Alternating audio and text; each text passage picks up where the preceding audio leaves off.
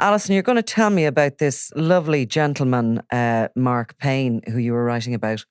Yes, well, we have seen, and we know that we're having this on both sides of the border, and you and I have spoke about it before, is this increase, and they don't like being called it, but that's what they are, is the far right. And these anti-immigration protesters who have been taken to the streets, and they're first of all, claiming that they are there because they are protecting our women and children. And even that irks me because it's the "are" and that, as if that we are passive little creatures and that they have ownership of us, and where would we be without these men wrapped in flags out protecting us all from this invisible threat of, unknown migrant hordes who are wandering the streets. So in Northern Ireland, I'm just fed up with them, but in Northern Ireland recently, we've had these sort of vigilante groups have started springing up who are patrolling the streets, and they are monetizing this by using platforms like YouTube and TikTok to post their videos, and their videos get tens of thousands of views because it has this sort of global interest, especially on TikTok. You have these fringe figures who are being retweeted by Elon Musk to his millions of followers. It's getting them interest, and it's also monetized because, as you know, they're paid for views of these things. And so they're turning it into a business. In fact, I'm sitting here working on a story where they are now posting that because it's coming into the winter and they want to keep the protests and the vigilantes out on the street, they're now selling coats and umbrellas with "Stop the Boats" on it. So literally they've turned into a fashion label now to make money. But among these people who are on the streets, and I'm going to give the benefit of the doubt to some people and say there are potentially some people who are concerned and want to be, some sort of neighbourhood watch for their local community. But that's not what these people are. We're not talking about someone, a neighbour keeping an eye on your house while you're on holiday for you. We're talking about people who are thuggish, who have their hoods up and their faces covered, and they're videoing themselves stopping anybody who looks like a migrant. It doesn't matter who they are, what the work is. They could be, the person who's doing the delivery driving to a consultant in the Royal, and they're stopping them and asking them who they are. At one stage, we're asking them for their papers. It was like Nazi, do you know what I mean? Yeah. Then they're calling them undocumented by asking to see their passports. And these, people who are standing like a terrified are handing them over passports to view, and they're taking pictures of them. They followed one guy home to his house and demanded to know how many people were living in this house. And did he have a job or was he claiming benefits?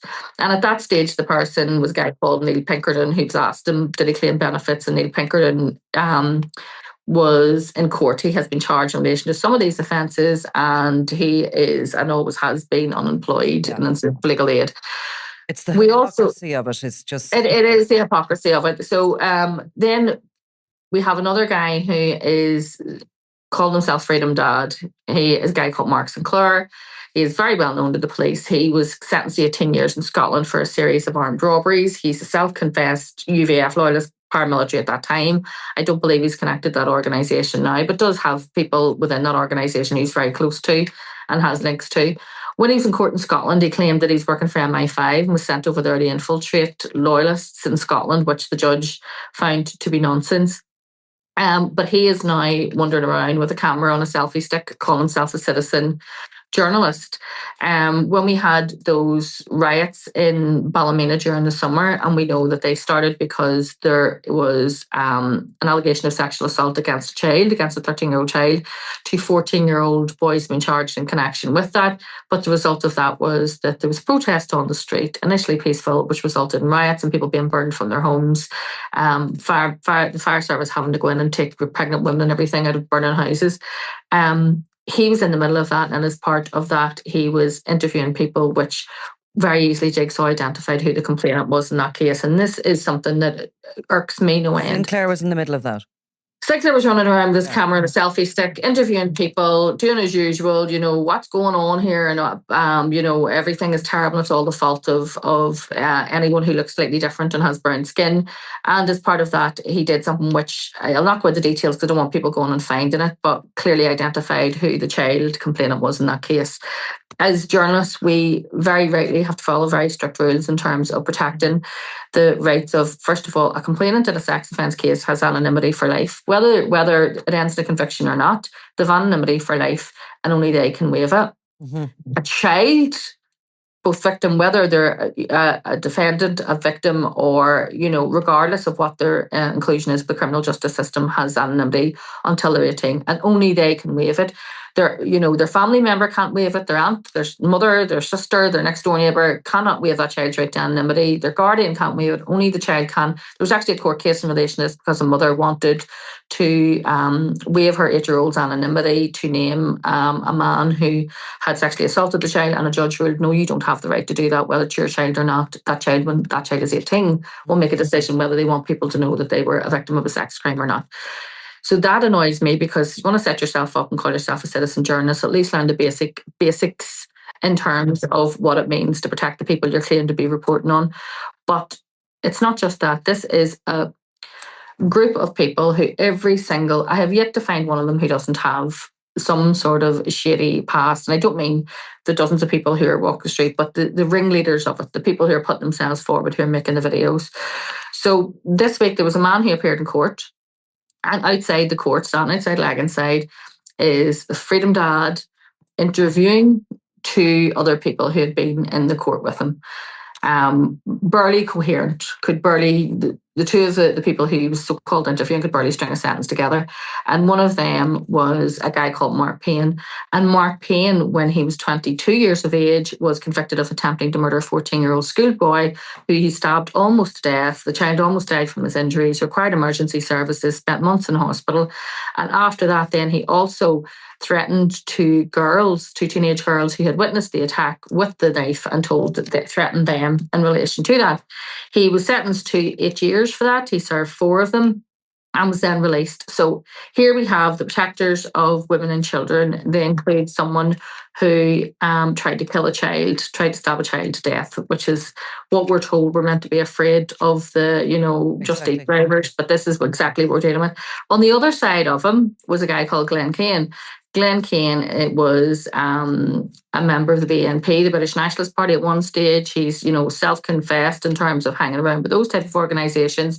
And Glenn Kane also has a conviction for manslaughter for helping to beat to death a Catholic man at a sectarian interfaith riot many, many years ago. And he was also prominent in any of those protests that were taking place. The protests that took place last summer in Belfast, where the Kulak says no, people showed up with a banner and stood beside the UDA. Well, you can clearly see Glenn Kane in the middle of that horde with the rest of those people.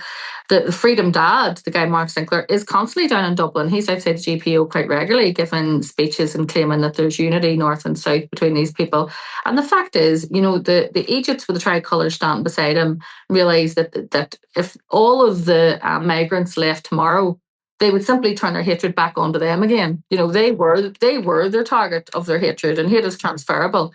They've now found a new target. Yes. Always have to you have to have someone to look down on at all times. Otherwise, you might have to confront the fact that your own life is so shit. So at all times, we're looking for someone we believe to be lesser. That's what they're doing, so they can look down on them. Right now, it's migrants. So we have an awful video, and you can see it online, of them trying to drag a guy from a quarter delivery driver from his car outside of a McDonald's in East Belfast. They're bouncing the bonnet, they're pulling the doors open, and trying to get him out. And I have no idea what they intended to do with him when they got him out. But I have to tell you, because social media is bonkers. And on X, formerly Twitter today, some boy says, why don't you tell the entire story? That car had no tax.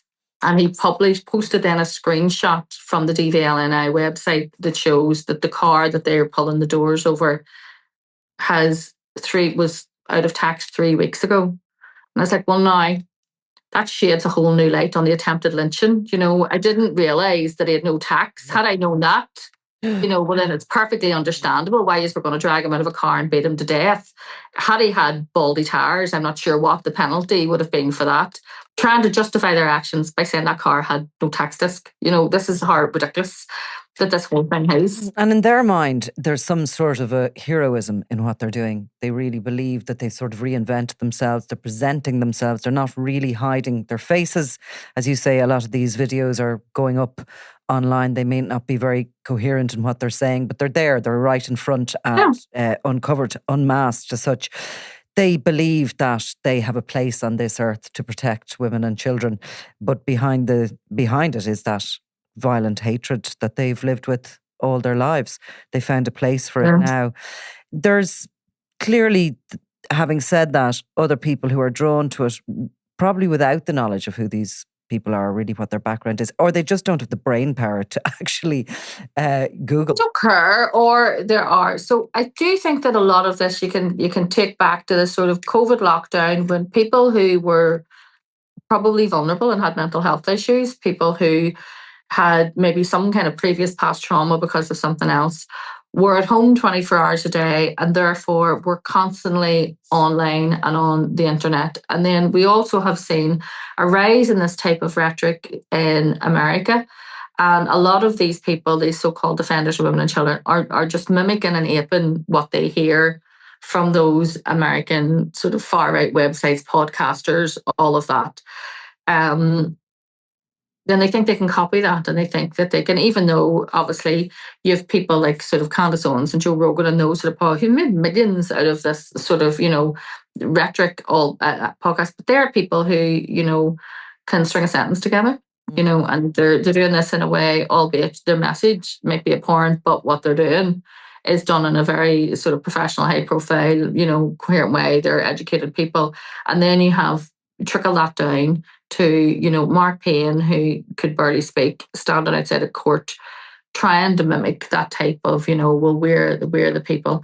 And it is, I've always said in relation to this, the biggest sort of, I suppose, Jedi mind trick that governments have played with all of us is convincing.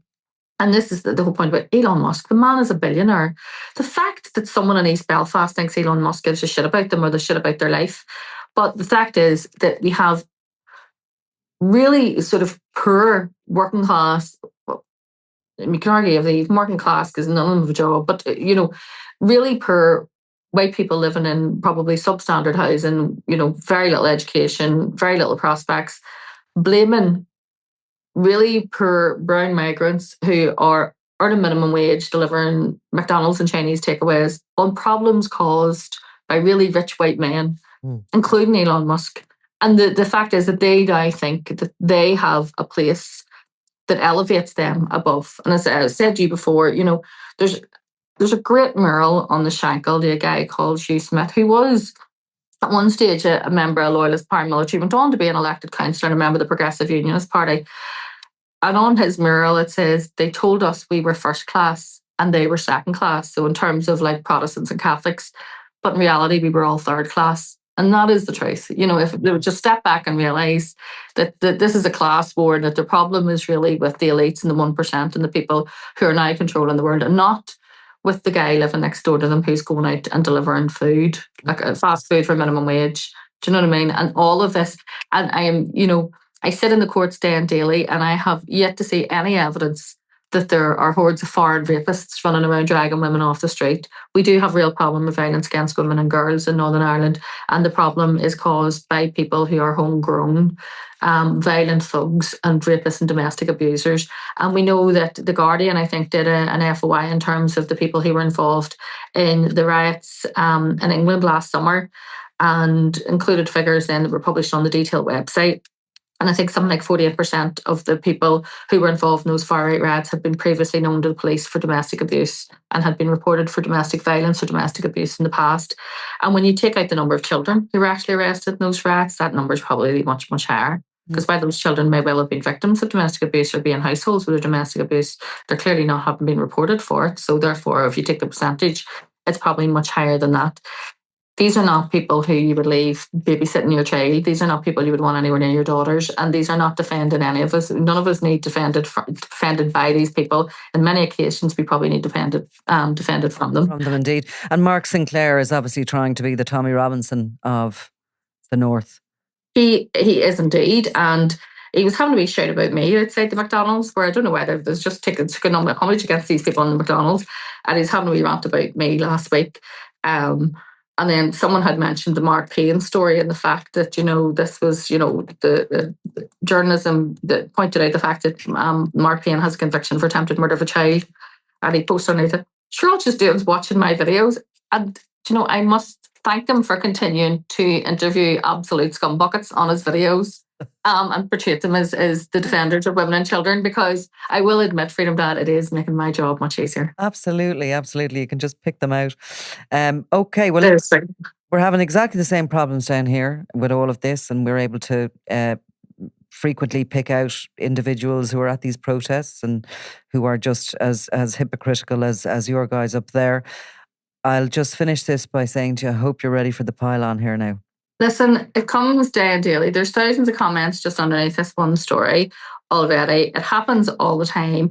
Then they start, it starts then, the attack then comes, and it's partially against me. Most of it really, really sexual, and a lot of it like promoting violence against me, or saying, I hope this happens to you, your daughters, or all sorts of other things, which is an indication of just what kind of people these are. I don't want you anywhere near me. I certainly don't want you protecting anything to do with me. And you are the worst kind of female to them, because you'll speak up against them. And it's like they're kryptonite, isn't it? They just hate mouthy women, like they really do. Yeah. So the women who deserve protecting, are of a particular kind, they'll protect some women but not others. Indeed.